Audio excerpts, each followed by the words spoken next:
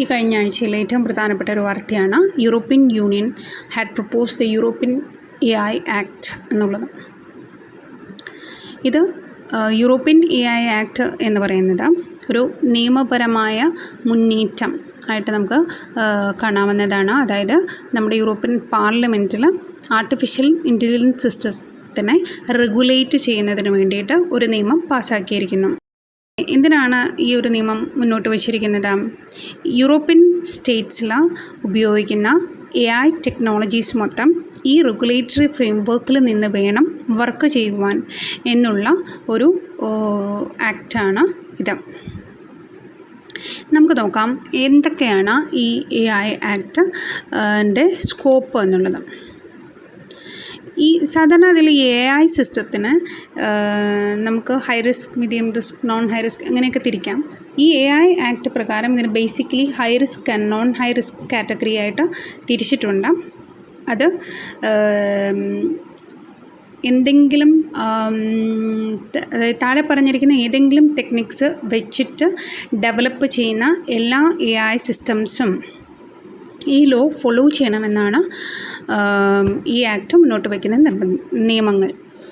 ഒന്നാമത്തെ techniques machine learning വെച്ചിട്ടോ അല്ലെങ്കിൽ logic and knowledge based approach വെച്ചിട്ടോ അല്ലെങ്കിൽ സ്റ്റാറ്റിസ്റ്റിക്കൽ അപ്രോച്ച് വെച്ചിട്ടോ ഡെവലപ്പ് ചെയ്തെടുത്തിരിക്കുന്ന ഏതൊരു AI സിസ്റ്റവും ഈ ഫ്രെയിംവർക്കിനകത്ത് നിന്ന് വേണം വർക്ക് ചെയ്യുവാനായിട്ട്.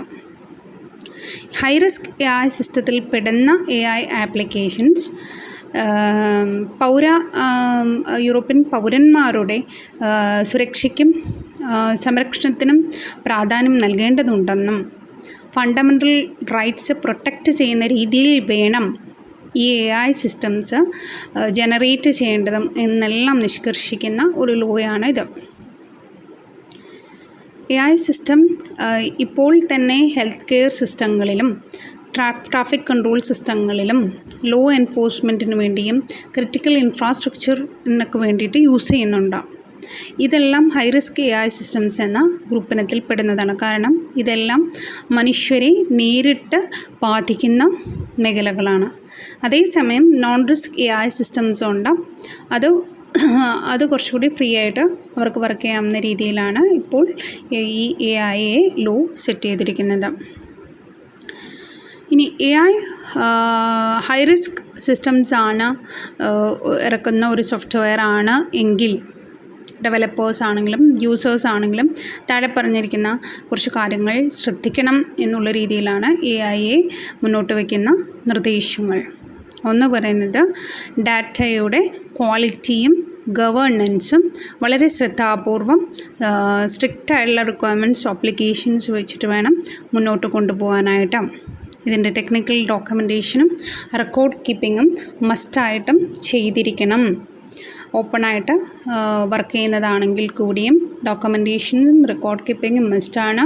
മാത്രമല്ല ട്രാൻസ്പാരൻസിയും അക്കൗണ്ടബിലിറ്റി മെഷേഴ്സും ഈ ഡെവലപ്പ് ചെയ്ത് പ്രോഡക്റ്റ് ഇറക്കുന്ന കമ്പനീസിൻ്റെ ഉത്തരവാദിത്തമാണ്. എപ്പോഴും ഒരു ഹ്യൂമൻ ഓവർസൈറ്റ് ഉണ്ടാകേണ്ടതാണ്. എസ്പെഷ്യലി റോബോട്ടിക് മെഷീൻസോ അല്ലെങ്കിൽ അതുപോലെയുള്ള മെഷീൻസ് ഹ്യൂമൻ ഓവർസൈറ്റ് മസ്റ്റായിട്ടുണ്ടായിരിക്കണം.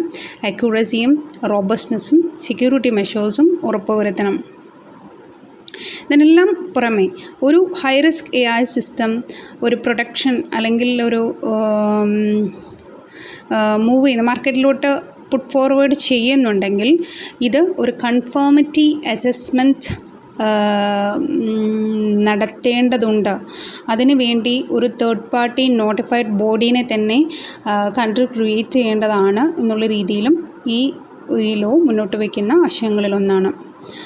പിന്നെ ഈ ലോ പ്രകാരം പ്രൊഹിബിറ്റഡ് പ്രാക്ടീസസ് വെൽ ക്ലിയർ ആയിട്ട് ഡിഫൈൻ ചെയ്തു വരും. ഇപ്പോൾ അത് തുടക്ക സ്റ്റേജിലാണ്. അതുകൊണ്ട് തന്നെ അത് വെല്ലായിട്ട് ഡിഫൈൻ ചെയ്തിട്ടൊന്നുമില്ല. ബട്ട് ഇൻഡിവിജ്വൽസിനെ എക്സ്പ്ലോയിറ്റ് ചെയ്യുന്ന രീതിയിലോ മാനിപ്പുലേറ്റ് ചെയ്യുന്ന രീതിയിലോ ചെയ്യുന്ന കാര്യങ്ങളൊക്കെ ഇപ്പോൾ തന്നെ പ്രൊഹിബിറ്റഡ് പ്രാക്ടീസിൻ്റെ അടിയിൽ വരുന്ന കാര്യങ്ങളാണ്.